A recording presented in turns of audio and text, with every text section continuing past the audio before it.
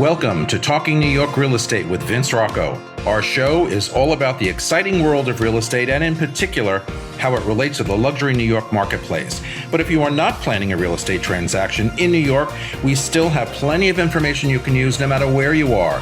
Now, here's our show. Hey everybody, we are back. I'm Vince Rocco here in New York at the Real Deal Forum, an annual event in New York City to talk about real estate. Here today on set, we're going to talk about artificial intelligence, AI, as everybody knows it, ChatGPT. It's the rage. Now, as I was talking to a few people off set before, some people are afraid of it, some people don't even understand it, some people hesitate to want to even get involved in it. But I have to tell you something, I've been looking at it probably more seriously the past year and a half. And honestly, I don't know how we've lived without it. You have to manage it, you have to know what you're doing, but it's another tech tool, probably the best we've ever seen, that makes the most sense in real estate and in anything else that we do. It's the rage, it's the buzz, everyone's talking about it. I don't know where we're going with it, but we're certainly going to find out. And that's all good. Justin, I want to start with you. So you had firsthand insight into the inefficiencies of current workflows in commercial real estate, in residential real estate, whatever. You also discovered that agents are kind of like, as I just said, hesitant to kind of really get involved in understanding what AI is all about for a whole host of reasons. I'm too busy, I can't learn, I don't need to know, whatever. You developed an application that's going to help them get through some of their workload, some of their day-to-day stuff. Take us a little bit through that journey. Tell us what it is and why you developed it. Yeah, so nice to meet you, everyone. My name is Justin Gelwicks. I could jump right into the tech, but I think it's probably a much better approach just to kind of give you the background and the story of that. Yeah. So I used to work as a commercial broker at CBRE and JLL. And while I was there, I love sales. It's what I was put on this planet to do. One day, my boss... I love sales too. I love sales. It's what I was put on this planet to do. I'll say it till the day I die. My middle name. But one day... Trained at IBM. This was until one day when my boss came up to me and he says, Justin, I got a project for you. And I said, okay, great. He goes, I want you to sit at this desk and not get up for the next 6 months. I want you to take this list of 1,700 people that I've done business with over the last 30 years, and I want you to find their phone numbers, their emails. I want you to figure out what happened in that transaction. And then I want you to do research on all of those clients and figure out who we should reach out to try to transact again. Sit at this desk for the next 6 months and type this data in an Excel spreadsheet. And I looked at him and I said, respectfully, I think I would rather eat glass than do this. So I left my job to solve that problem. I did something crazy. I went to go get my master's in engineering from MIT, where I built out a really comprehensive team to kind of solve this issue. Building a list of every transaction you've ever done completely from scratch with no work needed, and then tracking the most important times to reach out to these people. Like, data in a spreadsheet is only so good as if you're going to use it. And so what we'll do is we'll actually tell these agents when their clients are getting promoted at their jobs, when they have a new neighbor moving on their street and how much they paid, when they're retiring, when their kids graduate, moving times. So they can stay top of mind and relevant with the most important clients in their database without them lifting a finger. It's really hard to get agents to adopt new technology, so we pretty much do all the work for them. But yet, if you talk to agents, they're always complaining about not enough technology. We need more technology. Or this firm has better technology than whatever firm. Is what I say. Ben, but I agree with you. What does AI for real estate agents really mean in practical day-to-day business? So I think you hit earlier on the fear factor. And practically what it does is it moves us up the work ladder. It allows us to actually be more human and spend more time in those human elements. So when you look at all the things that it's doing, like the work that Justin's doing, and now, quite honestly, and sitting from my position, I shouldn't even be the one saying it, you don't need a brokerage per se. All these tools, and there's so many, to save on your admin time, to save on all those pieces where you can have a larger voice, you can be more human, and take all those other things off your plate. There's just so much now, and that's really actually the most challenging thing, is how to sort through all the noise. What is actually going to save you time for you and your workflow? What are the right tools to use and all of that? So, on the brokerage level, the brokerages, I think, provide different things. But if a brokerage is trying to keep up with everything in AI, I think that's a losing battle. I think you want to help support some of the players who are coming in and empower your agents and tools and get them in the right mindset about that.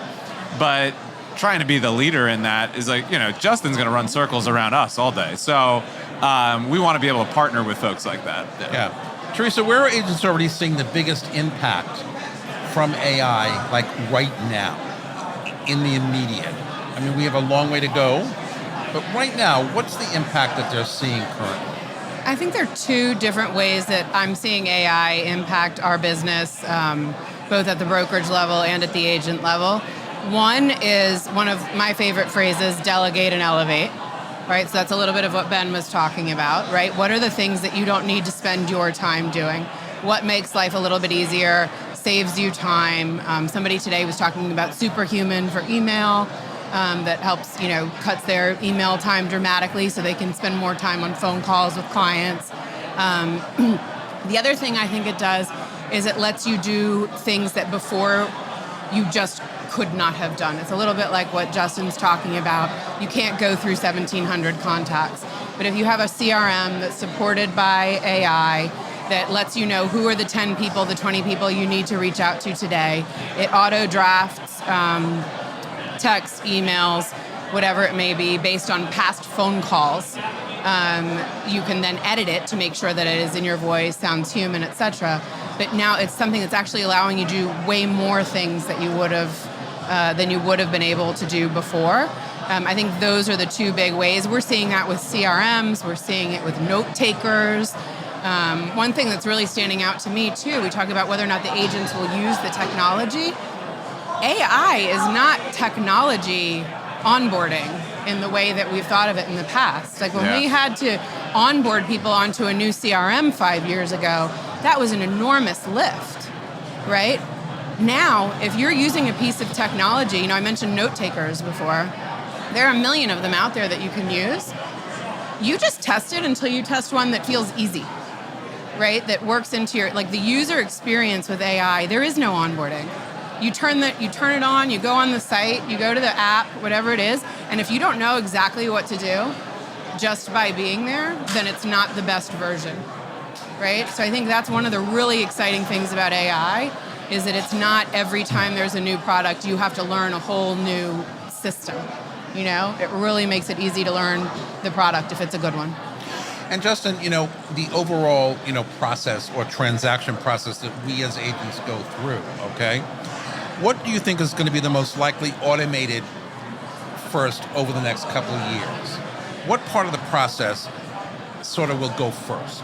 I think the thing that I love to say is that AI is only as good as the data that you feed it. Yeah. And there are two kind of buckets that you could place AI in right now. And in real estate, we're really lagging behind in the first bucket. And we're talking a lot about Superhuman or using ChatGPT or using Claude.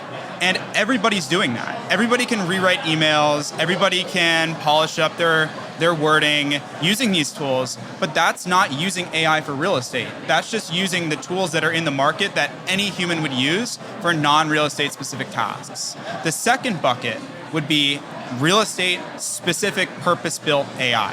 And the reason why we're lagging so far behind in real estate is because there's so little data to support real estate-oriented tools. And so because of that, the way that I think of this is you want to provide data with this AI. So we are pretty much a data company that provides good information and context. AI is only as good as the context that you feed it. And if you feed it more context around what you're doing, more parts of your job are going to be automated. So if you look at the parts of the transaction process that are really easy to automate, the first that we're going to see is probably transaction management. We're already working on stuff with that internally. Things like the broker review process, things that can be done entirely remote. The client-facing things are going to be the hardest stuff. Yeah. And so AI should not remove the human layer whatsoever.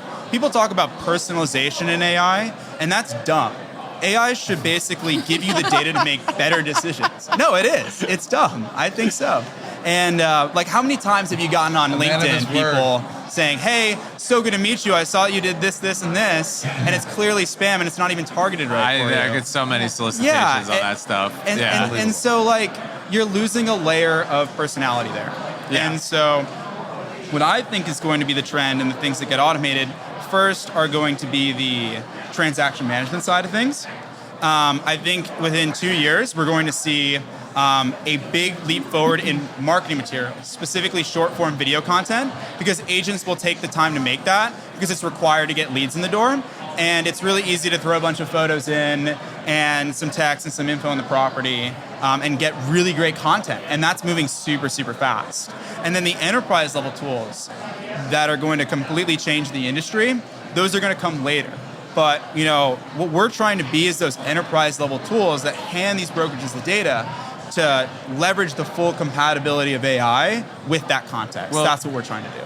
Not to chime in, but one of the things I see with that, right, is because what a lot of agents, and myself included right now, are doing, because all these tools are so accessible, you can start building out, you know, different things to help with your process or your team with Claude. I use Perplexity Computer, like, you know, all these different things. But once you start getting down the rabbit hole, you realize like sometimes it's hard to get the right data sources, or if you want tons of data sources, it's going to start costing you a lot of money, you know, every month, even if you're building it out for yourself. Because, and I think a lot of people are at this juncture right now where it's like, well, I could just do it, so why do I need to do this?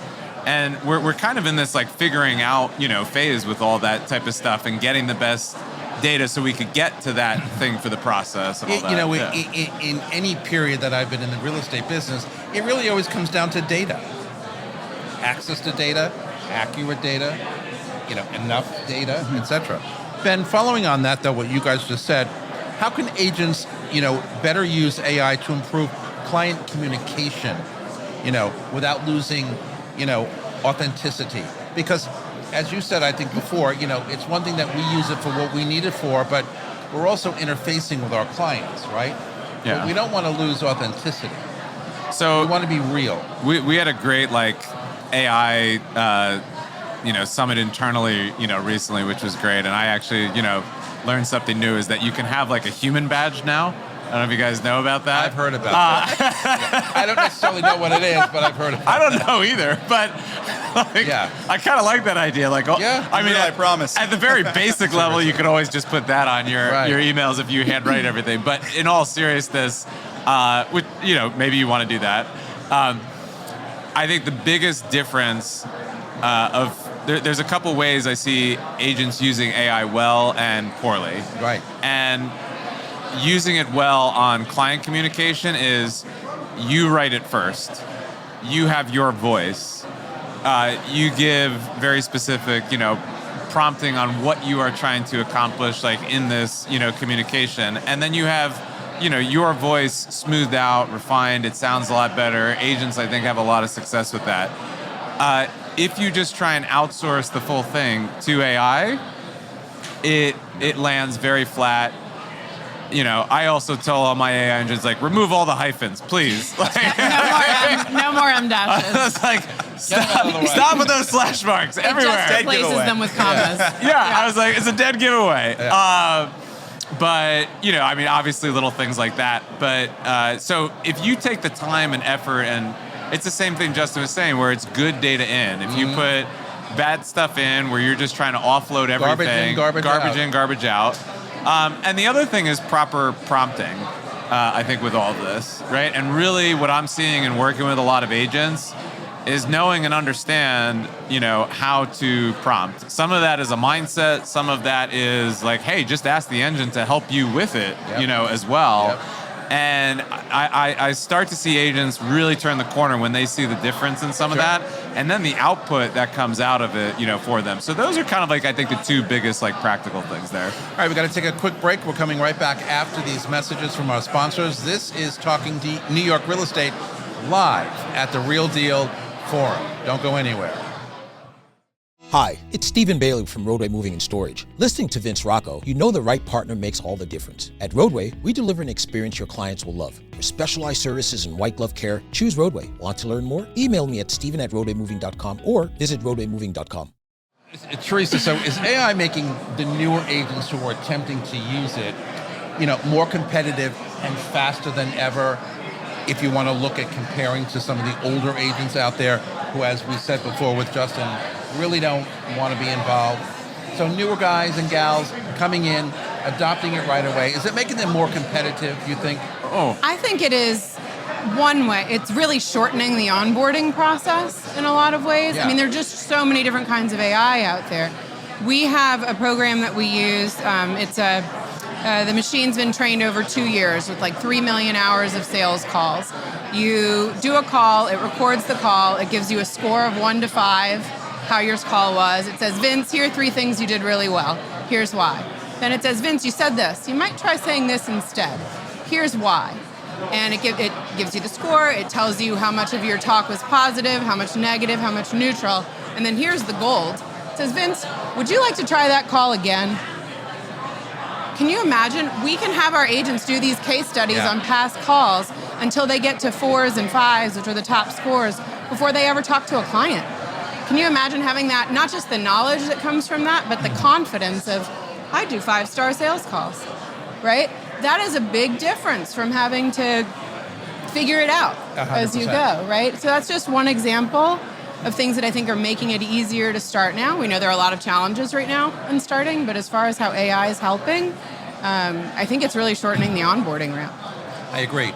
Justin, following that, do you think if agents don't get involved or participate, they're going to get lost in the dust, lost in the crowd with, hey, the world is moving forward, technology is moving forward, where the heck are you, right?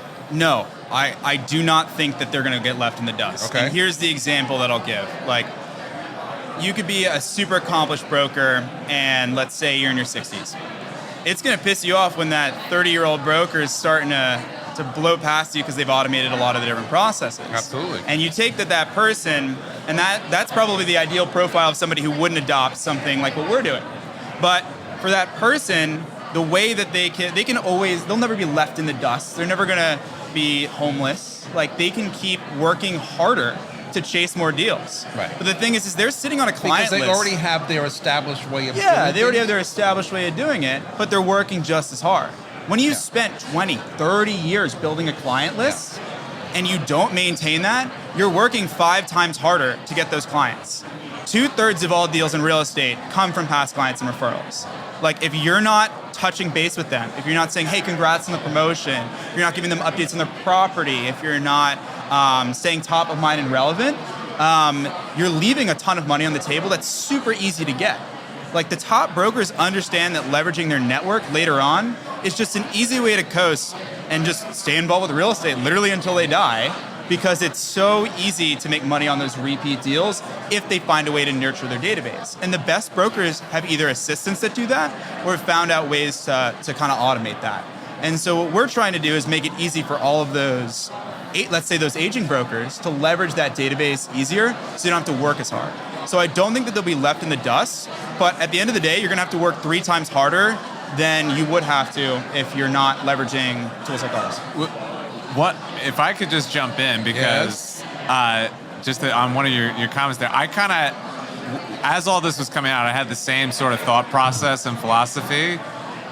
But I will tell you what, there is no time like the present that we are in where a broker who hasn't done anything, who hasn't adopted anything, can go. We had one of our top agents who went to one of our first, AI summits last fall, and she was on our panel last week and she started using it after that panel. The amount of speed that now people who've never adapted, but they have that network, can now get up and running with all this technology. The exponential difference that it can make in those existing broker businesses is incredible. So I think if you're scared of it, you haven't touched it, like that's okay, because there is no better time than the time we are living in right now for you to get up to speed quicker than you ever could before. And it is really cool to see some of those brokers adapt to it. And I do want to add on to that, because he brings up a really good point that a lot of agents aren't even using like Claude or ChatGPT to even like polish up their emails. And so they're spending 5 times as much time just communicating with people. And so the surface level AI, like the using that to prompt messages to make or polish up their work, I think that everybody should be doing that. Like, you're going to get left in the dust if you're not doing that, because it just makes you so much more efficient. I'm kind of more talking about the stage 2 that we were kind of referencing before. Based on this, from both, how should the experienced agent really think about AI differently than the newer agent, right? The newer agent maybe, as these guys are suggesting, adopting it a lot sooner, maybe earlier. But the older agent's going to say, as he said before, I'm already established. I already know what I'm doing. I already got my book of business. Why? I think the question is that even a concern on their part? I don't know if it's a concern for them. The reason to me from the outside why it would be wildly beneficial would be to have more fun and enjoy my life more. Yep. To get 50% of my day back, right? Like, if you have worked 100%. this hard, which, to spend 20, 30 years in the business building up your business, right? And to still be hustling and, how are you keeping track of who to reach out to next? There is an easier way, I promise you, right? AI can save hours in your day now. And maybe you don't need to make more money. Maybe you don't want to close more deals and you're happy with your business, but I bet you would love to have half your day back, right? I would. Well, and I think the way that they get over that hump, or I've seen people, is like, even if it's something in your personal life, do something that's novel, that might be fun or funny, that you're curious about. And once they start seeing like different things, then all of a sudden the ideas for some of this other stuff also like just open up. That's the thing. Sorry to interrupt, Vince, but like going back to what I was saying before, it doesn't have to be hard. No. A lot of these apps are wildly intuitive. And so if you do what Ben says and you go around and you're like, try this thing, try that thing, you start to get a feel for how AI works in general, and then you're less intimidated to try something new and different. Some are going to work for you, some are not. If you don't like using it, it doesn't work, move on to the next. We got to take another quick break. We're coming right back on the other side of this. Don't go anywhere. The Everset provides full-service staging and furniture rental solutions in the New York area. For more information, please visit us at staging.theeverset.com or email us at staging@theeverset.com to request a free proposal.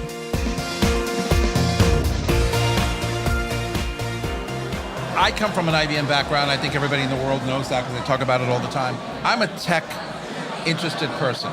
I grew up with technology on the front end of email. They call him Mr. IBM. Mr. IBM. And all of those things. I mean, I can go back to wearing a beeper before we had those devices in our hand.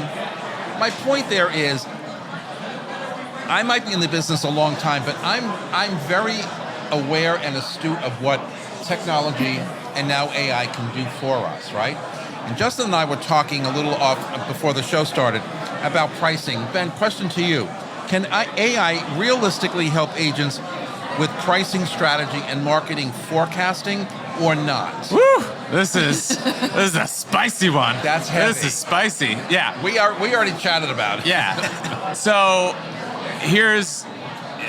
it's not even so much whether the agent could do it. I think you have to be aware as an agent right now that your client is going to be going there, and you need to address this from the first conversation with them and actually have a relationship where you're all working together with it, and have that data conversation where it's only going to be as good as the data you pick out. Great example. Does AI know that doorman is a jerk who's on the overnight staff? And when people walk through the door, we show it that people are turned off, and that's going to hurt the value. No. Does it know that the hallways, look like my grandmother's, so-and-so, and that, it reeks like Indian 2 times a week at, then people, and most people are just not going to like the smell of like all of these different things are intangibles that you know, maybe the systems will get better and better at over time, but you also need that agent's data to be coming in, working with the model to then actually get you much better outputs, and it, again, will save you time. So there's a lot of aspects that it can help you, it can help save the time, but it's bad at getting things off of like the RLS and closed data and what things it picks out, and we see way more, you know, mistakes. But again, the agents who are using it well are actually pre-picking out the data, telling it exactly where to put in, what they're putting in. So again, if you outsource it at the start to it, you are going to have a very bad outcome. If you spend more time curating and with good data and giving it those proper prompting, it will help a lot. And oh, by the way, have a relationship with your client with it, because otherwise it's just going to be a massive objection throughout the process. 100%. And Justin and I were talking about this also before the show. I have a buyer coming up next week, and he's so excited about coming to New York and buying something, and he's done it before with me. And he announced to me the other day on the phone, and you know what? I've been on ChatGPT, and I've been searching for apartments in a particular neighborhood, and I'm like, no. Street Easy is one thing. Ask Vince, please. Yeah. ChatGPT. But here's what I would say is, I've never done it, so I don't really know. Yeah, and don't. As an agent right now, we all have that exact same reaction you have. Right. But I think we need to shift to like, even though we feel that, we say, great, I'm so happy that you're using ChatGPT. Like, and now you have the power of Vince that you can feed your ChatGPT, and we can all work together to get you to a much better place. So it's not a either or, it's an and both.